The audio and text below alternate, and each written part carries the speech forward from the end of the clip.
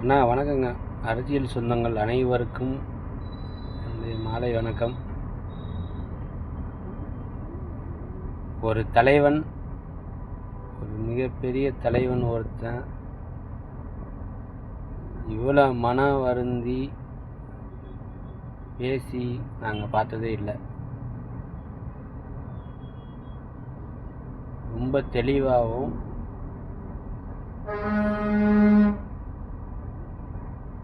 பேச முடியாத சூழ்நிலையிலும் ஒருத்தர் பேசியிருக்காரு. நல்லா புரிஞ்சுக்குங்க எல்லாரும். விமர்சனம் வைக்கிற அரசியல்வாதிகள் அனைவருக்கும் இந்த கருத்து சமர்ப்பணம். காசு இல்லாமல் பணம் இல்லாமல் அரசியலுக்கு வரலங்கன்னா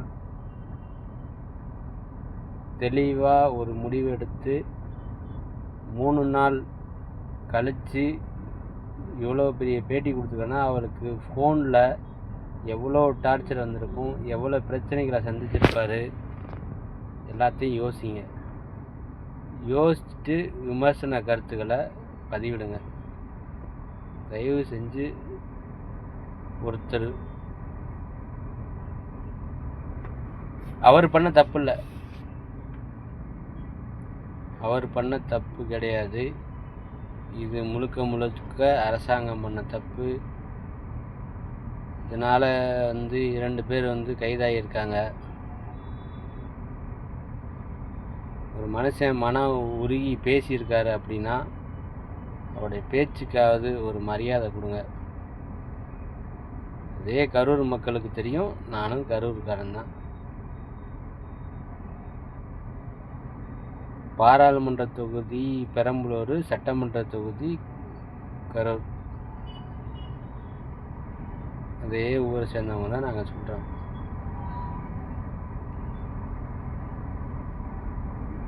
எல்லாமே தெரிஞ்ச மாதிரி பேசாதீங்க. 3 நாள் கழித்து அவர் பேச வேண்டிய அவசியம் கிடையாது. யாருக்கும் பதில் சொல்லணும்னு கிடையாது. உங்களை மாதிரி பாலிடிக்ஸ் பண்ணால் அவர் தொலைபேசியில் எத்தனை பேர் தொடர்பு கொண்டிருப்பாங்க, எத்தனை நிர்வாகிகளை சந்திச்சிருப்பார், எத்தனை மக்களுடைய குறையை கேட்டிருப்பார். அந்த மனுஷன் எவ்வளோ மனசுக்குள்ளே அழுதாரோ இல்லையோ வெளிப்படையாக அழுதுருப்பார்.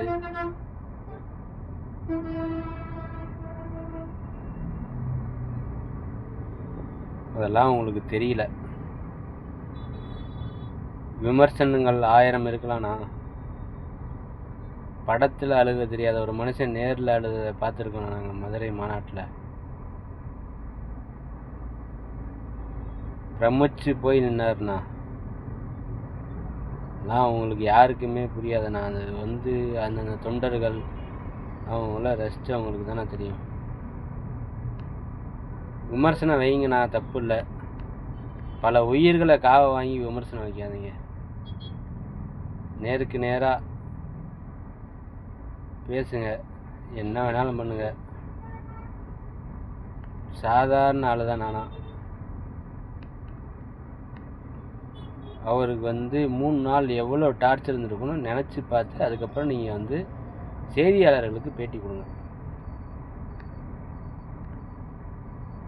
உங்களை மாதிரி சம்பவம் நடந்து முடிஞ்சு வந்தவொடனே பேட்டி கொடுத்துருக்கலாம்ல. அவர் சென்னை ஏர்போர்ட் விமான நிலையத்தில் அவர் பேட்டி கொடுத்துருக்கலாம்ல.